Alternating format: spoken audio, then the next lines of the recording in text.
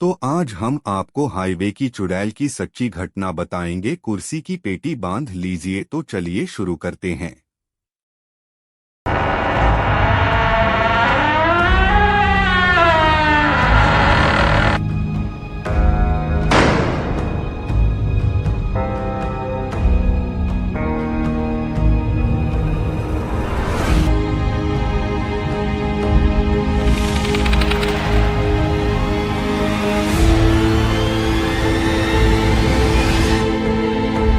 सूरत के रहने वाले जिग्नेश पिछले साल नवरात्रों के दिनों में अपने मित्र दीपक के साथ अपनी कार से सूरत से जामनगर आ रहा था। रात के 3 बजे होने के कारण रास्ता बहुत सुनसान और डरावना था। वह 80 किलोमीटर की रफ्तार से गाड़ी को चला रहा था। तभी अचानक उसके सामने करीब 200 मीटर दूर एक सफेद साड़ी में गिरे हुए बाल में एक औरत गाड़ी रोकने का इशारा करती हुई दिखाई दी। जिग्नेश गाड़ी चला रहा था जबकि दीपक उसके बगल में बैठा हुआ था। औरत को देखते ही वह गाड़ी धीरे करने लगा, जिस पर दीपक ने उसे टोका कि हाईवे पर इस तरह गाड़ी रुकवाकर लूटपाट करते हैं, इसलिए तुम गाड़ी मत रोकना। जिग्नेश नहीं मानता और औरत के पास गाड़ी ले जाकर रोक देता है। इसके पश्चात वह औरत को पीछे वाली सीट पर बैठा लिया। सब ठीक रहता है, लेकिन अचानक पीछे से औरत की हंसने की आवाज आने लगी।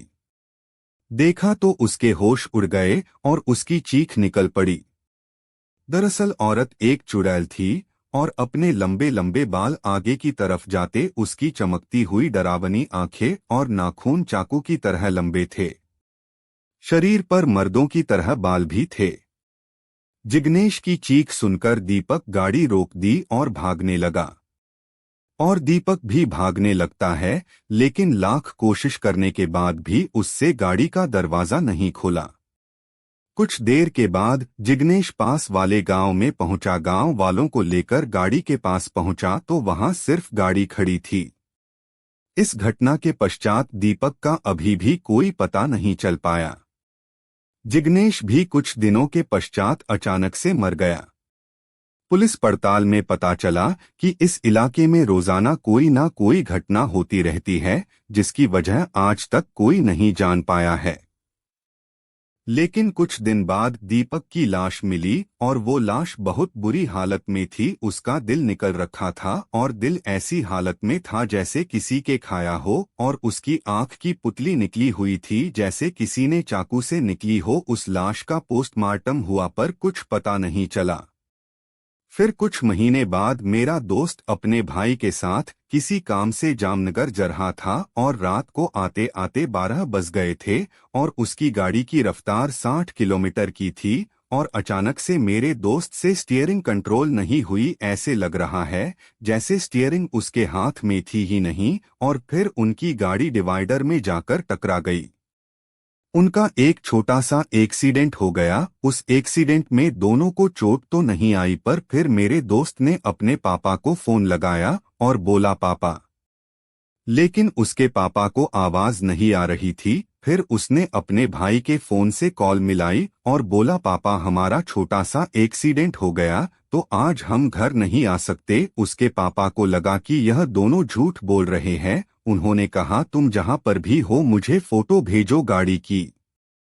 मेरे दोस्त ने कहा ठीक है पापा, मैं फोटो भेज रहा हूं। फिर उसने फोटो भेजी।